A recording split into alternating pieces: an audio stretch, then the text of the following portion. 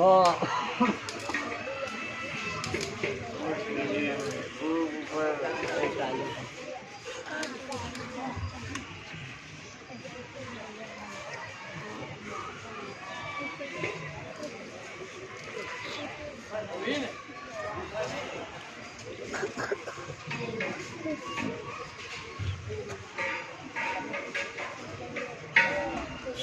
रब्बिका रब्बिल इज्जति अम्मा यसिफून व सलामुन अलल मुरसलीन वल्हम्दुलिल्लाहि रब्बिल आलमीन बिरहमतिका या अरहमर राहिमीन।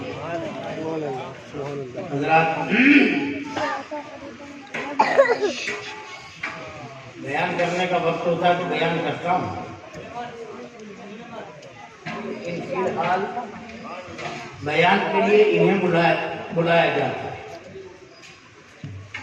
और वो बुलाता मैं हूँ। और क्यों बुलाता हूँ वो राज ये है, चाहे किसी को पसंद आए ना आए, आप तो जाएंगे मुझे यकीन है। क्यों कि ये जो बोलना है ना वो इनका नहीं है, ये मेरे पीर की दुआ है। सुभान अल्लाह। जो है वो तो है, जो थे वो तो थे, लेकिन हजरत साहब से फरमाया था कि हजरत साहब हमारे अंदर आलिम और आबिदों की जरूरत है, तो आपने दुआ फरमाई थी कि अल्लाह हमारे अंदर से ही पैदा करे। तो आज ये तकलीफ सुनकर किसी को लुत्फ आए ना आए, खुश मेरे हजरत साहब। ये दो तो हैं, एक दूसरे दो तैयार होते हैं अल्हम्दुलिल्लाह। ये दो भी मिसबाही हैं और दूसरा एक मिसबाही तैयार है, एक और है वो भी जाएगा इंशाअल्लाह। और हजरत साहब की नजर के सदके अल्लाह उन्हें भी कामयाब। आमीन। मुझे तो सुनते ही रहते, लेकिन आज इनकी बातें सुन के मुझे इतना लुत्फ आता है कि ये सिर्फ मैं मानता हूं, बहुत सारे पढ़े लिखे, लेकिन ये बातें अल्लाह उनसे बुलवाता है। जैसे ये जो उन्होंने अभी बातें बताई ना कब्र की, कि कब्र वालों से क्या मिलता है, ये तो इन्होंने बताया, मैं बताता हूँ ये मिलते हैं।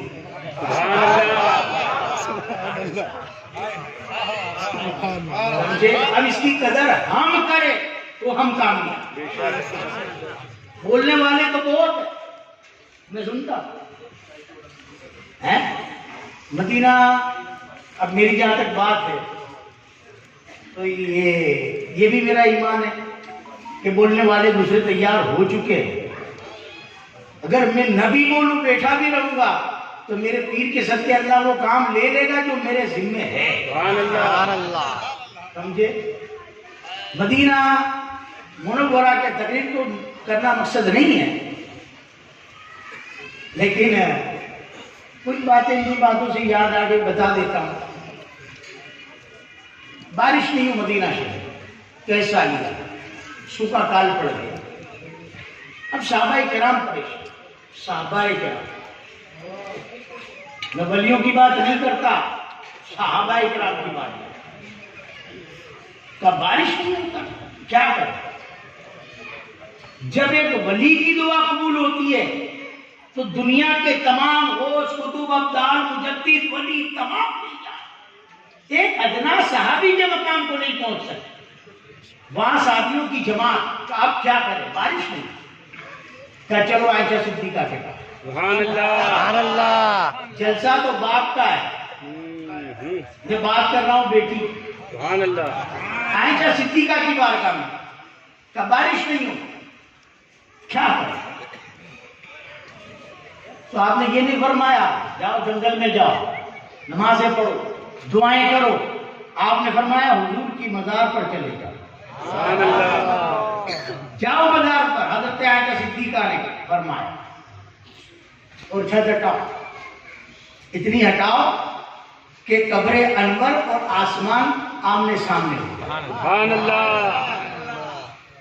वो सहाबाए किराम कहते हमने जाकर के छत को हटाया, मजार से बाहर में निकले, पहले बारिश गिरना शुरू। तो मौलाना ये कहते कब्र पे क्यों जाते हो, कब्र पे क्यों जाते हो? अम्मा आयशा ने भेजा। अब तुम अम्मा आयशा ने भेजा है, तुम कहते हो मत जाओ। तुम बताओ किसने मना किया? तुम भी कहो किसी अम्मा ने किया, तो बताओ लाओ साबित करो। है अरे ये तो बेटी है और बाप तो उससे भी आता। उनके मुंह तो यहीं काले हो गए, ये पढ़े लिखे जाहिल। सिद्दीक़ अकबर का विशाल हुआ, सब जाना सुना, सबने समझा, किसी ने समझा। जब आपका विशाल हुआ तो आपकी वसीयत क्या थी? हजरत अली से बात क्या थी कि मेरा जनाजा कब्रिस्तान ले जाना। कहाँ ले जाना? कहाँ ले जाना? हुजूर के रोजे है। तो जनाजा चला, रुख बदल गया, कब्रिस्तान में लोग मजार पे गए। तो साहबाए किराम में कोई पढ़ा लिखा नहीं था। साहबाए किराम में कोई पढ़ा लिखा नहीं था। आज के पढ़े लिखे कहते मजार पे मत जाओ। सिद्दीक़ अकबर जो नबियों के बाद इंसानों में सबसे अफजल हुआ, अव्वलुल बशर बादल अंबिया, तमाम इंसानों में, सुन लो, तमाम इंसानों में, हुजूर की उम्मत में नहीं। 1,20,000 नबियों में जितने भी उम्मती आदम अलैहिस्सलाम से लेकर कयामत तक, वो तमाम इंसानों में सबसे अफजल सिद्दीक़ है।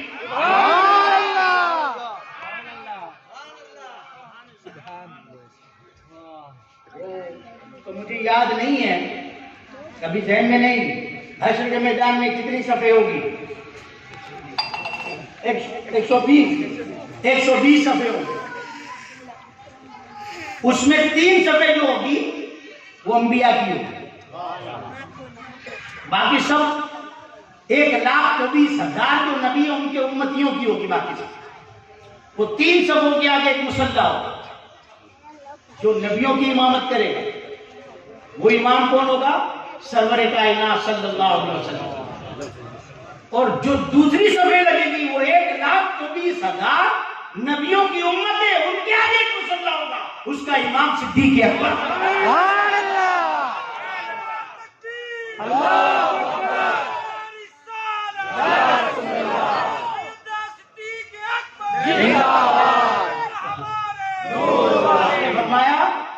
अली उमर, जब मेरा विशाल हो जाए तो मेरा जनाजा हुजूर के मज़ार अक़दस पर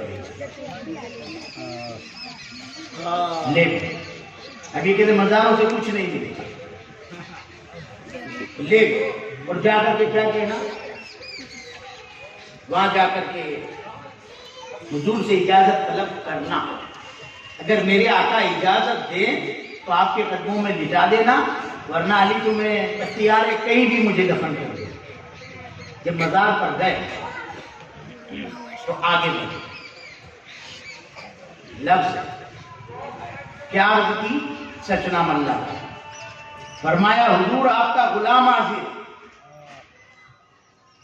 अगर ये लफ्ज न हो तो मैं जिम्मेदार।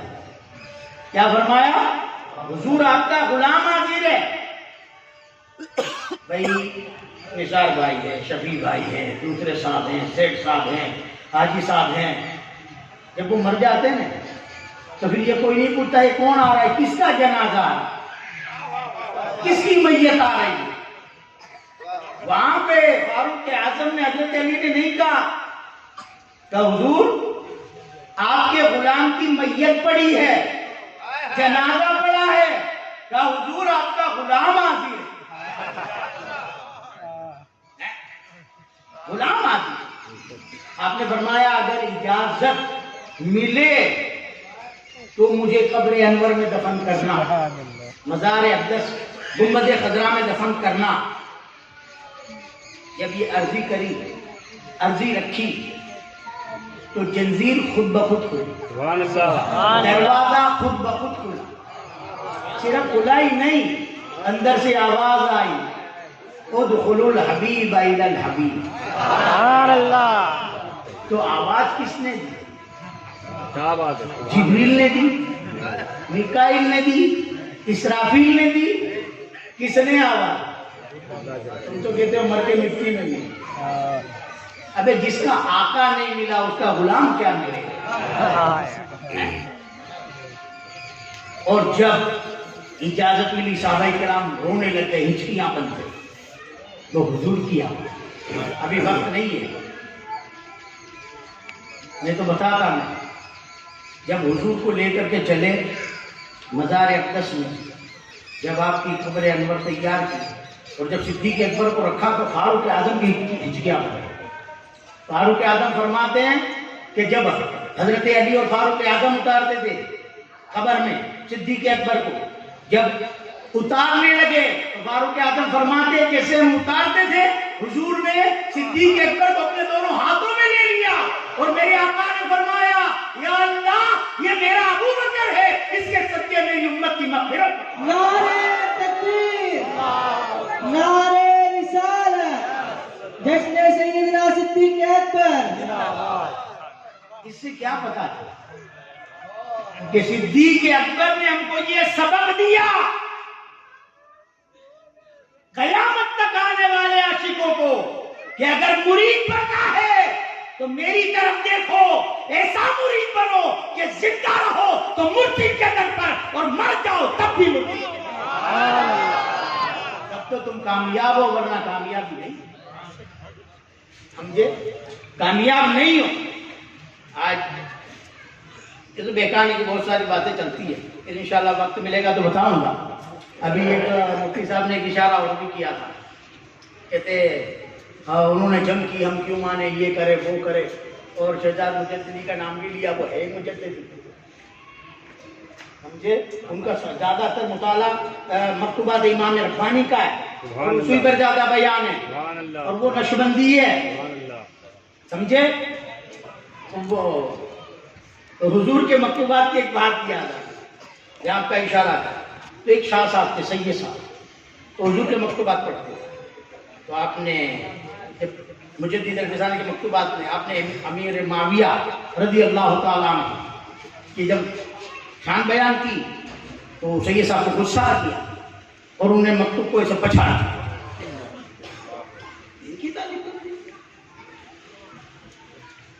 और सैयद साहब सो गए, जब सोए तो रात को ख्वाब में मुजद्दिद अल-फ़िसानी खुदा आपके मकतूब पछाड़ थे ना, खुदा, और आपने आकर क्या किया? पुचकारा नहीं, समझाया नहीं, एक नहीं, सैयद साहब के दोनों कान पकड़ के खड़ा कर, खड़ा किया, कहा मेरे मकतूब पर तुझे एतराज है, तुझे हजरत अली के पास ही ना ले जाऊं? फिर वो सैयद साहब को लेकर के इमाम रब्बानी चले, एक बागी चली और एक कोने में सैयद साहब को बिठा दिया। बिठाना मकसद नहीं था, बिठाना मकसद नहीं था। और शलगम जो निकलता है तो ऐसे ही थोड़ी खा जाते, पहले मिट्टी भी तो साफ करते हैं। क्या बात है? बिठा दिया और आप गए। जब बागीचे के अंदर गए तो एक नूरानी तख्त लगा और उस पर एक चमकता दमकता चेहरा, रौनक अफरोज था। कौन थे? हजरत अली थे। आपने फरमाया कि हुजूर मेरे मकतूबात पर वो सैयद साहब को इतराज है और उन्होंने बचा दिया। तो हजरत अली रज़ी अल्लाह ताला अन्हु इमाम रब्बानी से गुफ्तगू करते, वो जिसके दिल में माविया का भोग से कहा हुजूर वो है कि बुलाओ उसे।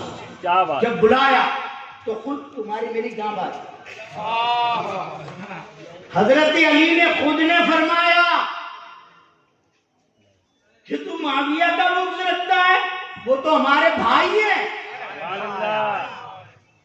पर सैयद साहब बस एक ही बात थी, वो टच्ची मस नहीं हुए, उनके दिल में भी रगड़ धगड़ चलता था। माविया के बारे में सब बोल, माविया के बारे में जब हजरत अली खुद फरमाते, उसके बावजूद जब असर नहीं हुआ तो हजरत अली ने हुक्म दिया,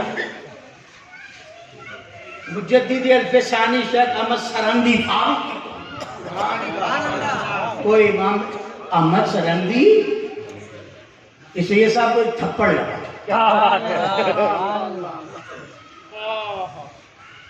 जब थप्पड़ मारा उनकी आंख खुल गई और जर्ब जो लगी थी ना उसकी तकलीफ महसूस हुई। अब समझे कि जब कोई ना समझे, क्योंकि हजरत अली तो जानते थे ना ये 3 उंगली से दरे खैबर उखाड़ देता हूँ, थप्पड़ मारूंगा तो उसमें बचेगा क्या। वहां फरमाते हैं कि जो सिद्दीक अकबर से मुझसे सिद्दीक अकबर की शान से मेरी शान को बढ़ा के मैं खुद उसको 70 कोड़े लगाऊंगा। अरे जिसकी एक चुट से मेरे खैबर उखड़ जाए उसके खाते में अगर हजरत अली के हाथ के 80 कोड़े आ जाए उसमें बचेगा क्या, उसमें बचेगा क्या। हजरत अली ने नहीं माना, कहा बस रंदी थप्पड़ लगा। जैसी थप्पड़ लगा तो सही साहब कहते हैं कि जितनी भी मुझ पर जो गर्द चढ़ी थी, जो धूल चढ़ी थी वो साफ हो गया और मेरा अकीदा पाक हो गया। तो कहा गया कि जहाँ ऐसी कुछ बाकी चुकी बात आता है ना, जब समझाना तो नक्शबंदियों को आगे करो।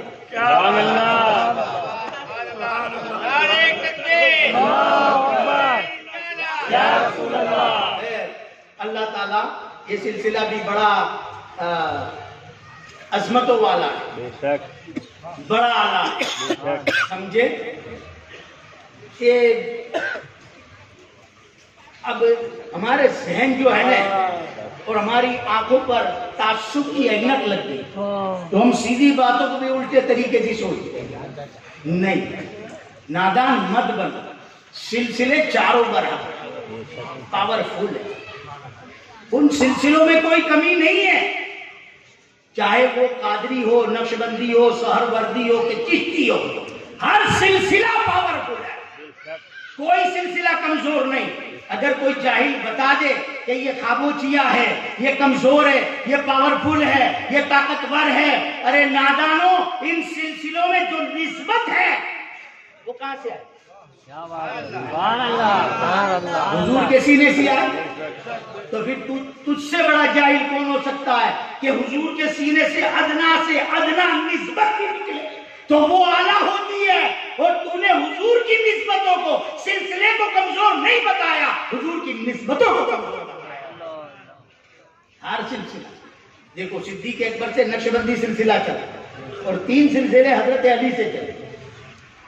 लेकिन याद रख, चलने वाला जब चलता है वो अपनी जिम्मेदारी से चलता है और जो चलवाया जाता है वो चलवाने वाले की जिम्मेदारी पर। 3 सिलसिले हजरत अली ने चलाए और जो नक्शबंदी सिलसिला सिद्दीक अकबर से चला वो सिद्दीक अकबर ने नहीं चलाया, मेरे आका ने चलवाया।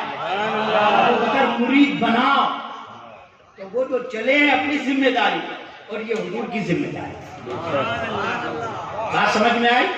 सिलसिले तो सब पावरफुल है, सब पावरफुल, कोई निस्बत कमजोर नहीं। हर वली की चारों सलासिल के वलियों की किताबें उठाकर देखो, दास्ताने देखो, सब पावरफुल है, कोई कमजोर नहीं।